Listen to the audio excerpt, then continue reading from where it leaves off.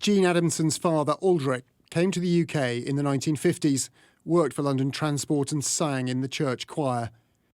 He died from COVID aged 98 in April 2020, with no family allowed at his bedside and just 8 at his funeral.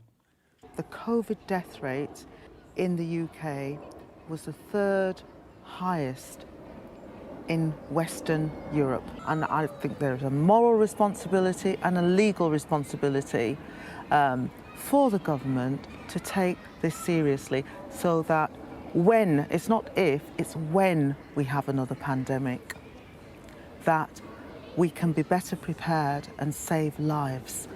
With 230,000 having died, around 2 million living with long COVID and hundreds of billions of pounds spent on pandemic response, this initial report from the inquiry is just the beginning. This first report deals solely with how prepared the UK was for an inevitable pandemic. And the failures it identifies lie almost exclusively with government, here in Westminster and in the devolved administrations around the UK. Perhaps the inquiry chair's most damning conclusion is that the UK believed itself to be one of the best prepared for a pandemic. This belief was dangerously mistaken. In reality, the UK was ill prepared for dealing with the whole system civil emergency of a pandemic, let alone the coronavirus pandemic that actually struck. A telling piece of evidence was this diagram detailing how pandemic planning was coordinated across UK government, likened to a bowl of spaghetti. Baroness Hallett called for a radical simplification of civil emergency planning with a single committee overseeing it, including pandemic exercises across all 4 governments every 3 years. The impact of austerity and Brexit on the pandemic also loomed large at the inquiry.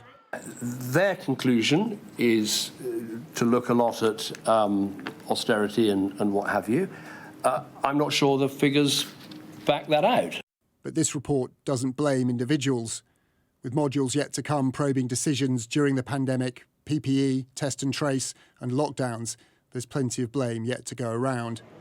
For the families, it's recommendations that are most important, not just they're made, but acted upon. This cannot, and we won't let it be, another report that gathers dust, because our loved ones are worth so much more. The inquiry's next report is expected in 2025. Tom Clark, Sky News.